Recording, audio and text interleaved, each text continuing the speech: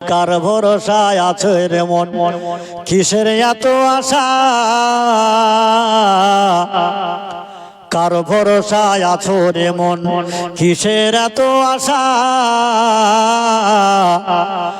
আর এত সাদের গাড়ি বাড়ি ভেঙ্গে যাবে বাসা। তোর ভরা জৈবন ফুরায়া যাবে, জৈবনে লাগবে ভাটি। ও তোর ভরা জৈবন ফুরায়া যাবে, জৈবনে লাগবে ভাটি। ওই যে ডাকিতেছে তোমায় কবরের মাটি, ওই যে ডাকিতেছে তোমায় কবরের মাটি। সন্ধ্যার আগে যেদিন ডুবিবে বেলা, এক পলকে ভেঙ্গে যাবে তোমার রঙেরই মেলা। সন্ধ্যার আগে যেদিন ডুবিবে বেলা, এক পলকে ভেঙ্গে যাবে তোমার রঙেরই মেলা। কারে তুমি দিবা ধমক, কার মাথায় ভাঙবা লাঠি? তুমি কারে তুমি দিবা ধমক, কার মাথায় ভাঙবা লাঠি? ওই যে ডাকিতেছে তোমায় কবরের মাটি, ওই যে ডাকিতেছে তোমায় কবরের মাটি। খবর পেয়ে আসবে আত্মীয় স্বজন, তোমার চারি পাশে বসে তারা করিবে ক্রন্দন। খবর পেয়ে আসবে আত্মীয় স্বজন, তোমার চারি পাশে বসে তারা করিবে ক্রন্দন। সাজায়া দিবে মনের মতন কি সুন্দর পরিপাটি, সাজায়া দিবে মনের মতন কি সুন্দর পরিপাটি। ওই যে ডাকিতেছে তোমায় কবরের মাটি, ওই যে ডাকিতেছে তোমায় কবরের মাটি। তোমার ভরা জৈবন ফুরায়া যাবে, জৈবনে লাগবে ভাটি। ওই যে ডাকিতেছে তোমায় কবরের মাটি, ওই যে ডাকিতেছে তোমায় কবরের মাটি। কবরের কথা তার স্মরণ হবে, কবরের কথা তার সর্বহালতে সর্বসময় মনে থাকবে। সে এমন করে হাসি ঠাট্টা বিদ্রুপ করতে পারে না। আল্লাহ রাসূল বলেছেন, দুনিয়ায় একটু কাঁদো বেশি, ওয়াজহাকু কালিলা, হাসি তামাশা কম করো। হাসো কম, কাঁদো বেশি। কিন্তু বর্তমানে 21 শতাব্দীর যুগে আমাদের জীবনের দৃষ্টি নিক্ষেপ করলে দেখা যায় এ দুনিয়া একটু হাসি তামাশা বেশি হয়েছে, কান্নার লেশ মাত্র নাই। মা মরে গেলে কাঁদি, বাপ মরলে কাঁদি, ঘর পড়ে গেলে কাঁদি, টাকা পয়সা হারিয়ে গেলে কাঁদি। কিন্তু আল্লাহর সন্তুষ্টির জন্য কবরের আযাবের ভয়ে, জাহান্নামের আগুনের ভয়ে, সূর্যের পোখার উত্তর তেজের ভয়ে, হাসরের মাঠের 50,000 বছরের লম্বা দিন দাঁড়িয়ে থাকবে সূর্যের রৌদ্রে, সেই দিনকার বিপদের কথা ভেবে এক ফোঁটা চোখের পানি কি ফেলতে পেরেছি? যারা কবরের আযাবের ভয়ে, জাহান্নামের আগুনের ভয়ে, সূর্যের পোখার উত্তর তেজের ভয়ে এই পৃথিবীর জমিনে এক ফোঁটা করে দু ফোঁটা পানি আল্লাহর জমিনে ফেলে যদি কবরে কবরস্থ হতে পেরেছে, তিরমিজি ও দাউসের হাদিস নবীজি জানাচ্ছেন, লোকটার জীবনে তেমন সৎ কাজ নাই, ভালো কাজ নাই, তবে কবরে আযাব হবে, কেউ উপকার করবে না। ইয়াউমা ইয়াফিরুল মারউ মিন আখিহি ওয়া উম্মিহি ওয়া আবিহি ওয়া সাহিবাতিহি ওয়া বানিহি ওয়াল আখির। আল্লাহর কোরআন বলছেন, এ দুনিয়ার মেয়েরা, তোমরা যেন ধারণা করিও না সেই 14-18 বছর বয়সে বাপ ছেড়েছো, মা ছেড়েছো, ভাই বোনকে পরিত্যাগ করে স্বামীর ঘর করতে করতে জীবন শেষ করে দিয়েছো। বৃদ্ধা হয়ে গেলে, বুড়া হয়ে গেলে, স্বামীর ঘরে মৃত্যু বরণ করে সেখানে কবরস্থ করলে, কত সেবা স্বামীকে করেছো, সংসারের কাজ করতে করতে মাথা কুব্জ করে ফেলেছো। মনে মনে যেন ধারণা করিও না কিয়ামতের মাঠে তোমার বাপ, তোমার স্বামী, খোকার বাপ বিপদে পাশে দাঁড়াবে। আল্লাহর কোরআন বলছে হাসরের মাঠ কিয়ামতের মাঠ এমন একটা জায়গা হবে সেদিন স্বামী স্ত্রীকে চিনবে না, স্ত্রী স্বামীকে চিনবে না, এমন করে বাপ ছেলেকে চিনবে না, ছেলে বাপকে চিনবে না, মা মেয়ের কাছে কোনো পরিচয় দেবে না, ভাই বোন কেউ কারোর সঙ্গে সম্পর্ক রাখবে না। কিয়ামতের মাঠে শুধু দৌড়াদৌড়ি ছোটাছুটি করতে থাকবে, কেউ কারো খবর নেবে না। আল্লাহর নবী সাল্লাল্লাহু আলাইহি ওয়াসাল্লাম নাসাই শরীফের হাদিসের মধ্যে বলছেন একটা ছেলে ঘুরতে ঘুরতে ঘুরতে ঘুরতে বন্ধুগণ তার মায়ের কাছে এসে হাজির হয়ে যাবে। কার কাছে? মায়ের কাছে এসে হাজির হয়ে যাবে। মিজানের দাড়ি পাল্লায় তার নেকি বদি ওজন হচ্ছে না, সৎ আমলনামা দিয়ে ঝুঁকেছে, পাপের দিকে ঝুঁকিনি, মাঝখানে মনি মনি হয়ে দাঁড়িয়ে রয়েছে। আল্লাহর তরফ থেকে হুকুম হবে বান্দা একটা সব যদি হাসরের মাঠে কারো কাছ থেকে কালেকশন করে এনে তোমার এই সৎ আমলনামায় যদি চাপাতে পারো, মনি কাটাটা যদি সৎ আমলনামাতে ঝুঁকে যায়, তুমি আমার জান্নাতি বান্দা হিসেবে সাব্যস্ত হয়ে যাবে, তুমি আর জাহান্নামের আগুনে পড়বে না। তাই বান্দা, তাই তোমাকে নিবেদন করছি, তোমার এখন নেকি বদি সব সমান সমান হয়ে গেছে, যার কারণে তোমাকে জান্নাতে দিতে পাচ্ছি না।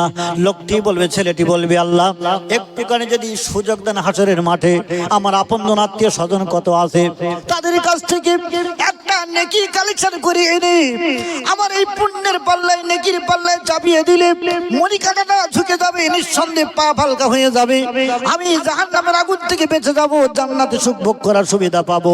আল্লাহ বলবেন, ইজহাব, যাও তোমাকে সুযোগ দিলাম, হাসরের মাঠে ঘুরে দেখো একটা নেকি যদি কই তোমাকে দেয়। ছেলেটা ঘুরতে ঘুরতে ঘুরতে ঘুরতে বন্ধুগণ পৃথিবীতে সব থেকে আপন যিনি, তিনি হলেন জনম দুঃখিনী মা। মায়ের কাছে হাজির হয়ে যাবে, মায়ের মতো আপন পৃথিবীতে আর কেউ হয়নি আর হবে না। জোরে বলুন কি সুবহানাল্লাহ। মায়ের কাছে হাজির হয়ে যাবে, বলবে, মা আমি তোমার সন্তান, ছোটবেলা আমাকে কত কষ্ট করে লালন পালন করেছো, আমার দুই গালে কত চুম্বন দিয়েছো, আমি তোমার 2-2.5 বছর ধরে দুগ্ধ চুটি চুটি খেয়েছি, ওগো মা জননী, আজকের আমি বিপদে মুসিবতের মধ্যে পড়েছি, আল্লাহ পাকের দরবারে আমার হিসাব নিকাশ হচ্ছিল, একটা নেকি কম পড়েছিল, একটা নেকি যদি আমি যদি পেয়ে যাই, আমাকে যদি দিয়ে দাও, আমি জাহান্নামের আগুন থেকে বেঁচে যাব, জান্নাতে সুখ ভোগ করার সুবিধা পাবো, একটা নেকি আমাকে দাও। মা উত্তর দেবে কি জানেন? মা উত্তর দেবে যে, কে তোমার আম্মা, কে তোমার মা জননী, আমার তো দুনিয়ায় তো আমাকে বিয়ে শাদী হয়নি, এই উত্তর দেবে মা। আমার তো দুনিয়ায় বিয়ে শাদী হয়নি, তো আমার সন্তান আসলো কোথা থেকে? মা কিন্তু সত্যিকারের মা, কিন্তু মা কাল কিয়ামতের দিনে পরিচয় দেবে না, পরিচয় গোপন রেখে বলবে আমার তো বিয়ে শাদী হয়নি। এমন করে ওই ছেলেটা ছুটতে থাকবে, নিজের অর্ধাঙ্গিনী বিবির কাছে ছুটতে থাকবে, বিবির কাছে যাবে, বিবির কাছে যেয়ে বলবে, বিবি দুজনে মিলে 60-70 বছর এক বালিশে মাথা দিয়ে শুয়েছি, আজকে আমি একটা বিপদে মুসিবতের মধ্যে পড়েছি, একটা নেকির জন্য আমাকে জাহান্নামে যেতে হচ্ছে, আমাকে একটা নেকি যদি তুমি আমাকে দিয়ে দাও, আমি জাহান্নামের আগুন থেকে বেঁচে যাব, জান্নাতে সুখ ভোগ করার সুবিধা পাবো। বিবি বলবে, কে আমার স্বামী, কে আমার স্বামী, কে আমার পতি, আমার তো দুনিয়ায় কোনো বিয়ে শাদী হয়নি। এমন করে ওই ছেলেটা ভাইয়ের কাছে যাবে, বোনের কাছে যাবে, এমন করে আত্মীয় স্বজনের কাছে, বন্ধু বান্ধবের কাছে যাবে, কিন্তু কেউ সেদিন পরিচয় দেবে না, কেউ একটা নকি সেদিন দেবে না।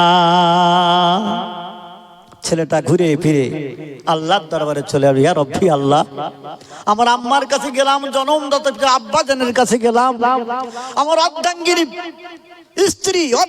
স্ত্রীর কাছে গেলাম, সেও আমাকে পরিচয় নেকি দেওয়া তো দূরের কথা, পরিচয় পর্যন্ত দিল না, আমাকে একটা নেকি দিল না। আল্লাহ রাব্বুল আলামিন বললে, আল্লাহ রাব্বুল আলামিন বলবেন, বান্দা তোর মা বাপ, অর্ধাঙ্গিনী বিবি, তোর ছেলে মেয়ে, আত্মীয় স্বজন, কেউ তোকে নকি দিল না, আমি হলাম রাহমাতুল্লাহ, আমি হলাম এত দয়া এত মায়া আমার দিলে, তোর মা তোকে যতটা ভালোবাসে, তোর বাবা তোকে যতটা ভালোবাসে, তার থেকে লক্ষ গুণে বেশি ভালোবাসি আমি বান্দাকে, জোরে বলুন সুবহানাল্লাহ। আজকে তুই আমার দয়া দেখতে পাবি। যা বান্দা, যা রে বান্দা যা, তুই যে আমার ভয়ে আজকে লড়াইত হয়েছিস, তোকে আমি জান্নাতে দিয়ে দিলাম, জোরে বলুন সুবহানাল্লাহ। আল্লাহর কত দয়া, আল্লাহর কত মায়া। দুই বন্ধু, তাদের দুজনের সাব্যস্ত হয়েছে, দাড়ি পাল্লায় তাদের নেকির ওজন কম হয়েছে, গুনার পাল্লা ঝুঁকে গেছে। আল্লাহ পাক তাদেরকে জাহান্নামে যাওয়ার জন্য সাব্যস্ত করে দিয়েছে। জানে বান্দা যা, তুই জাহান্নামে চলে যা।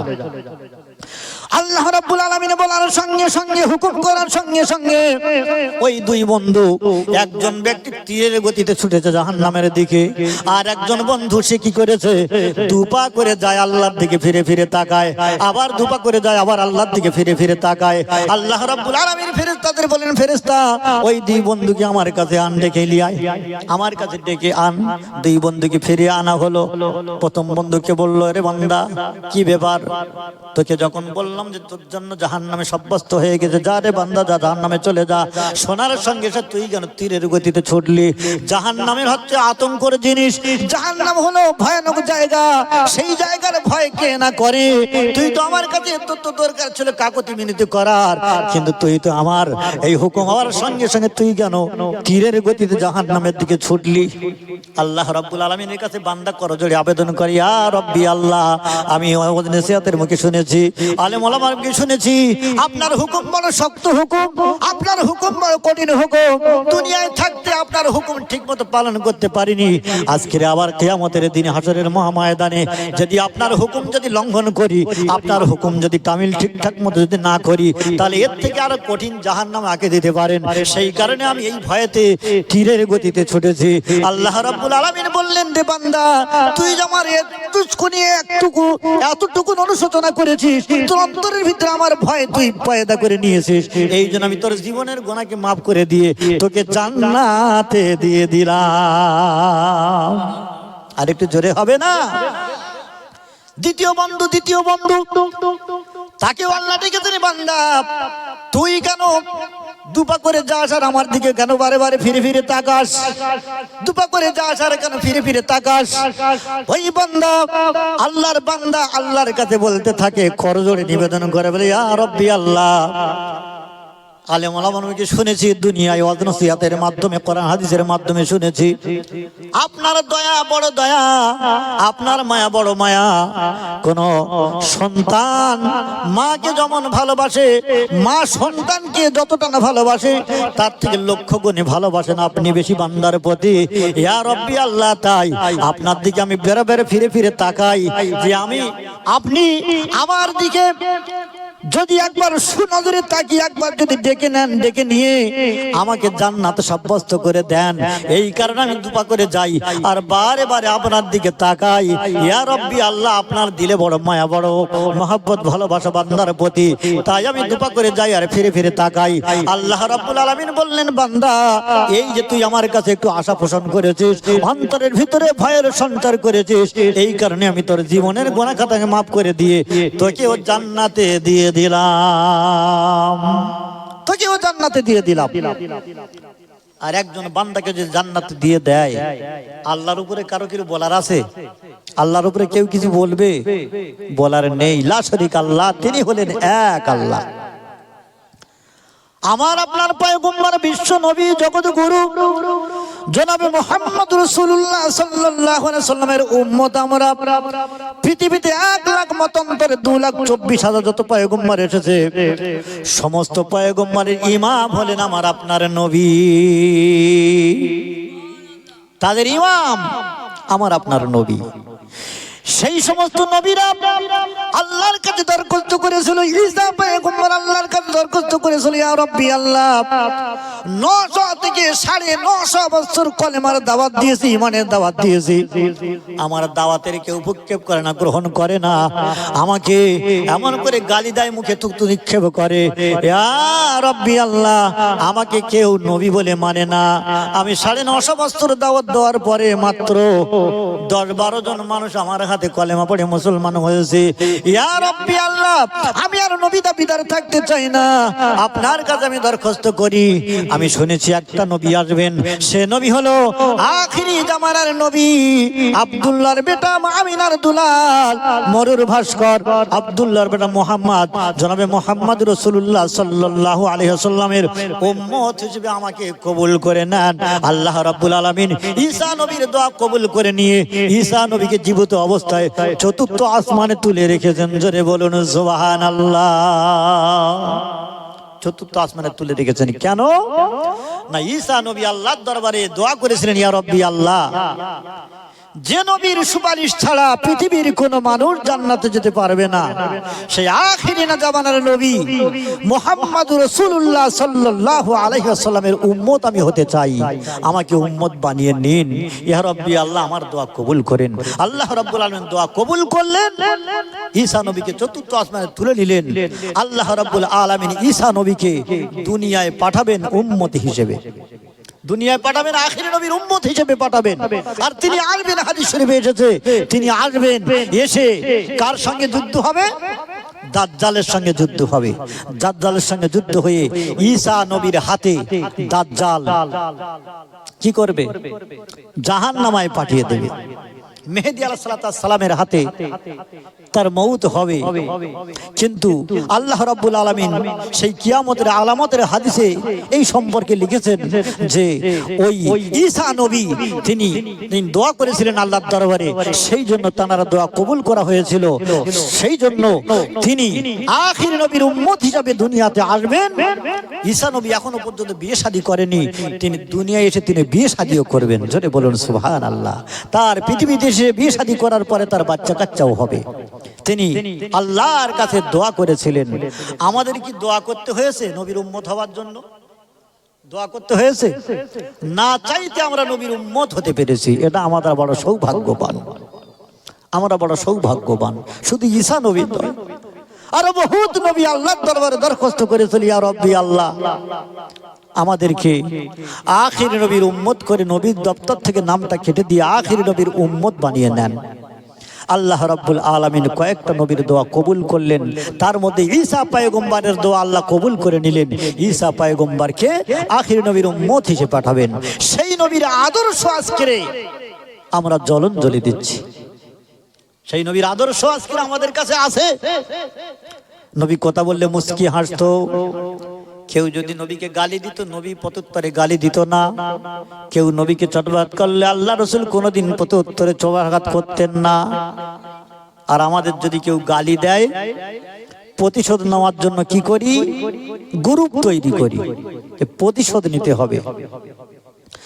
আল্লাহ রাসূলের আদর্শের দিকে লক্ষ্য করে কাফের বেঈমানেরা তারা ইসলাম গ্রহণ করেছিলেন। তাদেরকে বল্লমের ভয় দেখাতে হয়নি, তরবারির ভয় দেখাতে হয়নি। তারা আল্লাহ রাসূলের আদর্শে তারা আদর্শান্বিত হয়ে তারা কলেমা পড়ে মুসলমান হয়ে গিয়েছিলেন। জোরে বলুন সুবহানাল্লাহ। এক তারিখে ইহুদি আল্লাহর নবীর চিরশত্রু আল্লাহ রাসূলকে কতল করার জন্য এমন করে হুজুরের বেশ ধরেছে, মাথায় পাগড়ি, পা পর্যন্ত লম্বা জামা, এক হাতে লাঠি, এক হাতে তসবিহ। আল্লাহ রাসূলের বাড়িতে গিয়েছে মেহমান হিসেবে, মেহমান সেজে আল্লাহ রাসূলকে কতল করার জন্য কাছে করে নিয়ে গেছে একটা বড় তরবারি। আল্লাহ রাসূলকে কতল করবে। জোরে বলুন নাউজুবিল্লাহ।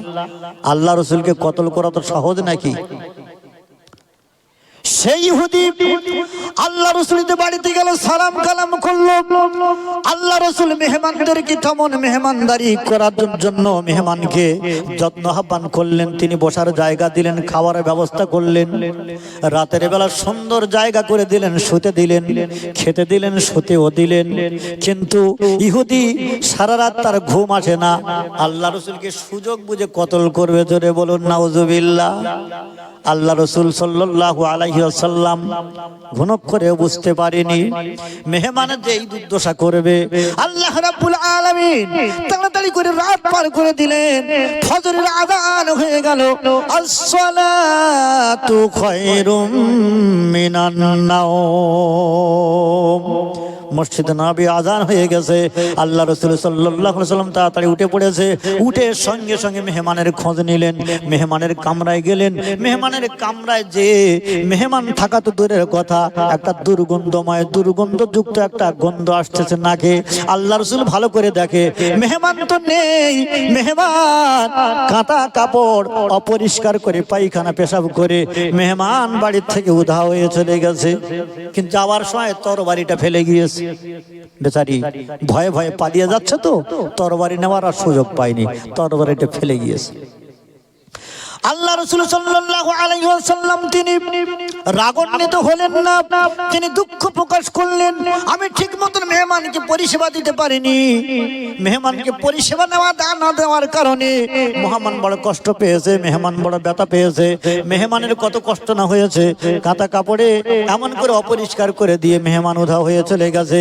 আল্লাহ রাসূল সাল্লাল্লাহু আলাইহি ওয়াসাল্লাম অসন্তুষ্ট হননি, তিনি নামাজ পড়লেন। নামাজ পড়ার পরে তিনি নিজে হাতে সেই অপরিষ্কার কাপড় চোপড়গুলো তিনি নিজে হাতে পরিষ্কার করতেছে। জোরে বলুন সুবহানাল্লাহ।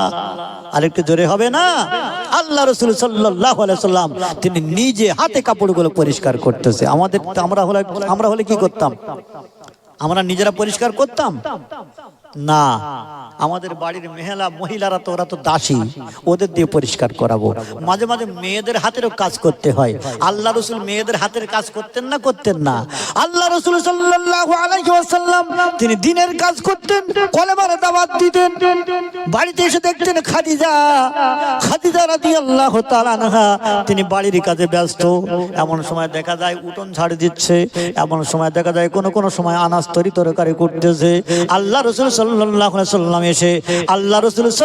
ওয়াসাল্লাম এসে বিবিদেরকে সহযোগিতা করতেন। তিনি বিবিকে সরিয়ে দিয়ে তিনি নিজে আনাজ তরকারি করতেন।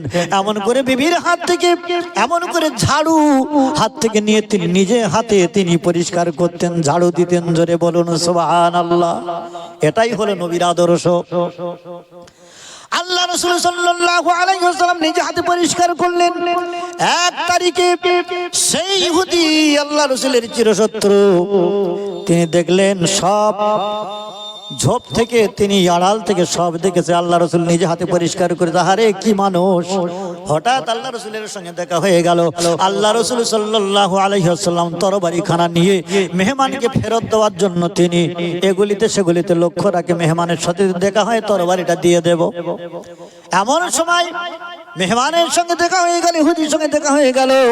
ইহুদি সঙ্গে সঙ্গে আল্লাহ রাসূলের কাছে এসে হাত জোড় করে ক্ষমা প্রার্থী হয়ে বলে, ইয়া রাসূলুল্লাহ, ইয়া হাবিবাল্লাহ, আমি চিনতে পারিনি, আমি জানতে পারিনি।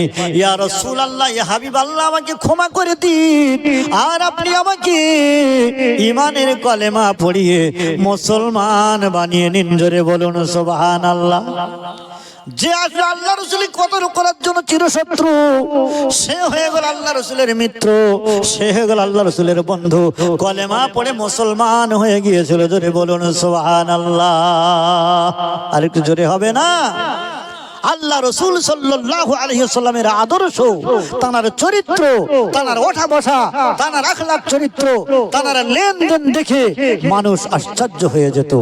মুনাফিক কাফের বেঈমানেরা আল্লাহ রাসূলের কাছে তা আমানত রাখতো। কি রাখতো? আমানত রাখতো। আমাদের কাছে কেউ যদি আমানত রাখে, একবার তো শুধু রাখতে পারলি হয়, পরবর্তী তার কোনো খবর হবে না। একজন আমানত রেখেছে, বলে চাচাজি আমি গরিব মানুষ, খেটে খেটে 50,000 টাকা জোগাড় করেছি, তো বাবা তোমার কাছে একটু আমানত রাখলো, এটা রেখে দাও বাবু, আমি যখন চাইবো আমাকে দিয়ে দেয়। বলে হ্যাঁ বাবা দাও। আমানত রাখা হয়েছে। 2 মাস 4 মাস 5 মাস 1 বছর পরে যখন এসে টাকা চাচ্ছে, চাচা তো সব খরচা করে ফেলেছে। সে আমানত মাথায় তুলে দিয়েছে, খরচা করে ফেলেছে। চাচাজির কাছে টাকা চাইতেছে, চাচা বলতেছে, বলে বাবাজি টাকাটা একটু খরচা করে ফেলেছি, অমুক দিন আসিস। অমুক দিন আসে, আবার চাচা ডেট দেয়, বারবার শুধু ডেট দেয়, আমানতে খেয়ানত করে। আল্লাহ রাসূল সাল্লাল্লাহু আলাইহি ওয়াসাল্লাম বলছেন, মুনাফিক চেনার লক্ষণ হলো তার মধ্যে 3টে যদি খারাপ গুণ থাকে, নিঃসন্দেহে তাকে মুনাফিক বলতে পারো। 1 নম্বরে হলো কথায় কথায় মিথ্যা কথা বলা। আমরা সারাদিন মিথ্যা কথা বলি। আমরা সব ফেরেশতা তুল্য, আমরা মিথ্যা কথা বলি না, মোটেই মিথ্যা কথা বলি না।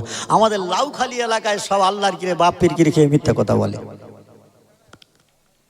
কিন্তু আল্লাহ রাসূল সাল্লাল্লাহু আলাইহি ওয়াসাল্লাম তিনি বললেন মুনাফিক চেনার তিনটি লক্ষণ। এক নম্বরে হলো কথায় কথায় মিথ্যা কথা বলবে। ব্যবসা করুক আর বাণিজ্য করুক, আর চাষ করুক আর বাস করুক আর জলকার ফিশারি করুক না কেন, এমন করে কথায় কথায় মিথ্যা কথা বলে। এমনকি দেখা যায় একটা বিড়ির জন্যও মিথ্যা কথা বলে। চাচার সাথে দেখা হয়েছে হঠাৎ রাস্তার মাঝখানে, বলে একটা বিড়ি আছে, বলে আল্লাহর কিরে নি, পকেটে হাতে দেখে যে একটা বিড়ি। বলে কি ব্যাপার, তুই মিথ্যে কথা খালি কেন, একটা বিড়ির জন্য মিথ্যে কথা খালি? বলে আমি এখন বাড়ি যেতে আমার 1 ঘন্টা সময় লাগবে, 1 ঘন্টা সময়ের মধ্যে তোকে যদি দিয়ে দেই তা আমি আবার কার কাছে চাইবো? এই জন্য মাঝে মাঝে বিড়ির জন্যও মিথ্যা কথা বলে, তেরেঙ্গার জন্যও মিথ্যা কথা বলে। আল্লাহ রাসূল বলেছিলেন মুনাফিক চেনার 3টে লক্ষণ। একটি লক্ষণ হলো অকারণে কথায় কথায় মিথ্যা কথা বলবে। 2 নম্বরে হলো ধোঁকা দেবে। 2 নম্বরে হলো আমানতে খেয়ানত করবে। আর 3 নম্বরে হলো ওয়াদা করলে ভঙ্গ করবে। আমাদের কেউ যদি ওয়াদা করি, ওয়াদা পালন করি তো? জন কাজ করে সন্ধ্যেবেলা টাকা চাইতে এসেছে, বলে বাবাজি আজকের তো টাকা নেই, ব্যাংকের টাওয়ার পায় না, টাকা তুলতে পারিনি, আগামী কাল আসিস তোর টাকা দিয়ে দেব। আগামী কাল এসেছে, চাচা বাড়িতে নেই, চাচার পাত্তা নেই। এটা কি করলো? ওয়াদা করলো অথচ ভঙ্গ করে দিল। আল্লাহ রাসূল বলেছেন ওই ব্যক্তিকে তুমি মুনাফিক বলে দাবি করতে পারো। আর আমানতে খেয়ানত, আমানত আপনার কাছে যখন রাখা হবে, যে অবস্থায় যে টাকা দেবে, 500 টাকা হোক আর 200 টাকার লোট হোক, যে ভাঁজ অবস্থায় দেবে ওই ভাঁজ অবস্থায় আপনাকে রেখে দিতে হবে। যখন সেই ব্যক্তি আপনার কাছে চাইবে সঙ্গে সঙ্গে সেই অবস্থায় তাকে দিয়ে দিতে হবে। এর নাম হলো আমানত। আল্লাহ রাসূল সাল্লাল্লাহু আলাইহি ওয়াসাল্লাম তানার কাছে কাফের বেঈমানেরা ইহুদিরা পর্যন্ত আমানত রাখতো না। লোকটা আমানতদার, লোকটা বিশ্বাসী, মুত্তাকি, পরহেজগার, তারা বিশ্বাস করতো আল্লাহ রাসূলকে, তাই আল্লাহ রাসূলের কাছে তারা আমানত রাখতো। আল্লাহ রাসূল সাল্লাল্লাহু আলাইহি ওয়াসাল্লাম 63 বছরের জিন্দেগিতে একদিনও মিথ্যা কথা বলেননি। 63 বছরের জিন্দেগিতে একদিনও মানুষকে ওয়াদা করে ভঙ্গ করেনি। 63 বছরের জিন্দেগিতে একদিনও আল্লাহর রাসূল তিনি আমানতে খেয়ানত করেনি।